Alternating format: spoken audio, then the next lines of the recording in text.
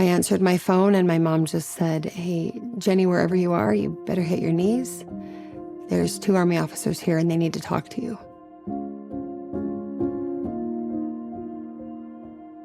My husband, Brent Taylor, served in the Army National Guard for 15 years. He served twice in Iraq, twice in Afghanistan. His final deployment was in 2018. At the time, he was also serving as the mayor of North Ogden City and took a leave of absence from that political position so that he could deploy with the Army.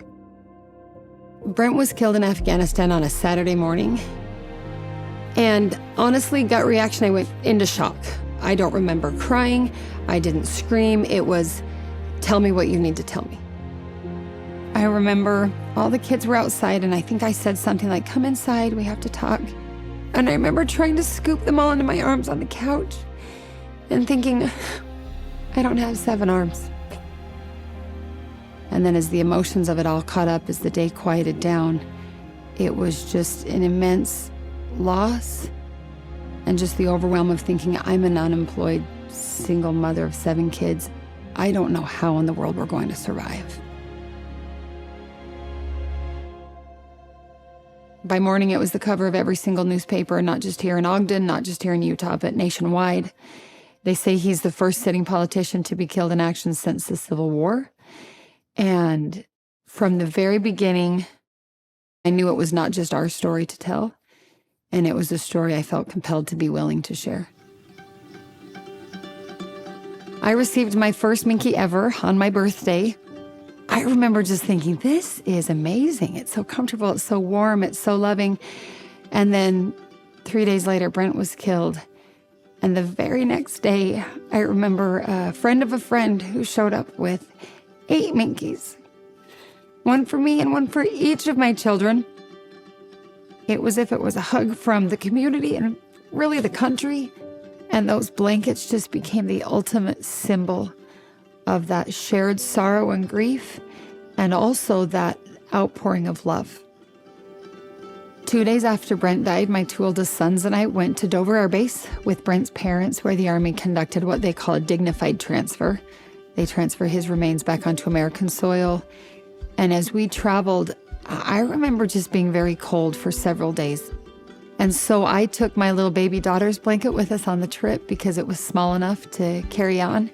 And I remember being on that plane, just huddled in that beautiful floral blanket. When somebody dies or is going through a hard thing, I think the natural reaction of people around you is to want to help. And as the person grieving, I discovered really quickly, I don't know what I want you to do or what I need you to do or what you even can do, because you can't bring back the dead.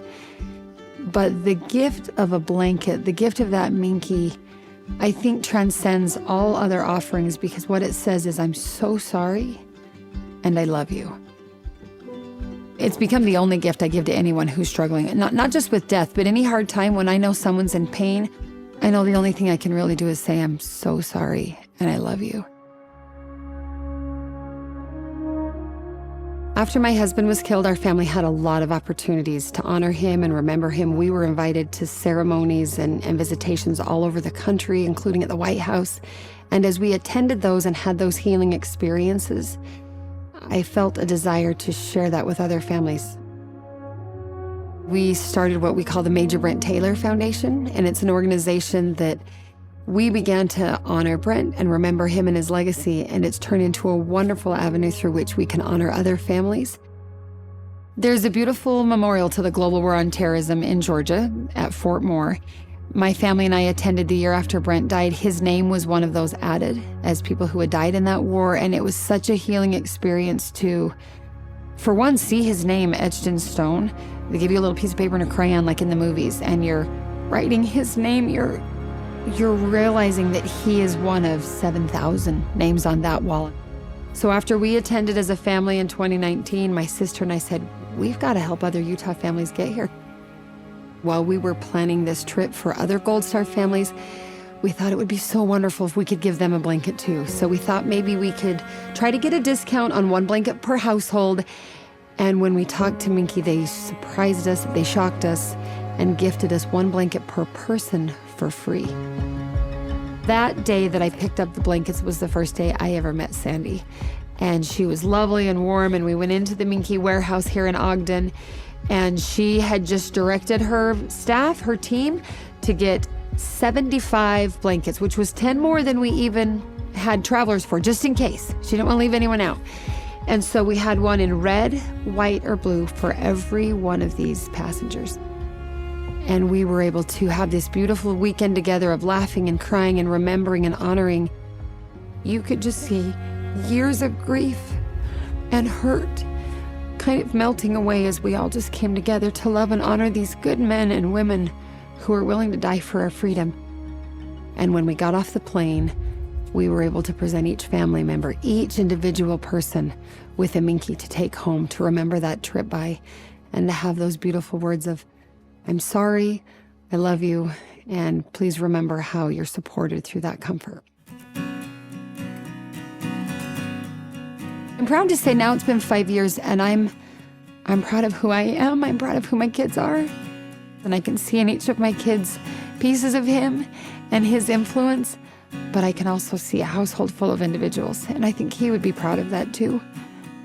On days that it's really hard to keep going, I just remember that the person I loved the most died for me so that I can live my dreams and have a beautiful life of freedom and hope and opportunity. And it's that thought that I get to be who I want to be and live a beautiful life moving forward because he was willing to die for me.